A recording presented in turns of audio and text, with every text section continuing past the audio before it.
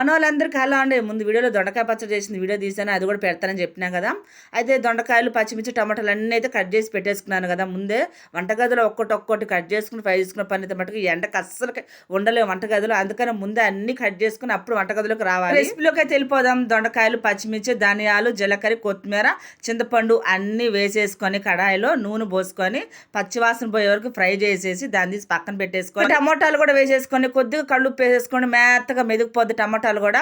ఇంకా అది కూడా అంతా చల్లారిన తర్వాతనే వేసుకోవాలబ్బా. మిక్సీకి వేసుకున్న పని అయితే మటుకు అదే రోల్లో అనుకోండి వేడి మీద రుబ్బుకోవచ్చు, కానీ మిక్సీలో వేసుకున్న పని మటుకు చల్లగా అయినాకనే వేసుకోండి, లేకపోతే టేస్ట్ మారిపోతుంది. ఫస్ట్ పచ్చిమిర్చి దొండకాయలన్నీ ఫ్రై చేసుకున్నాం కదా మనం, అది మటుకు మెత్తగా మిక్సీ పట్టేస్తా. తర్వాత టమాటాలు వేసి కచ్చా పచ్చగా ఒక తిప్పుతా అంతే.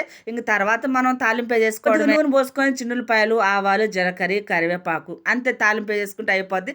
వేడి వేడి అన్నంలోకి దొండకాయ పచ్చడి రెడీ. ఉంటా, అందరికి బాయ్.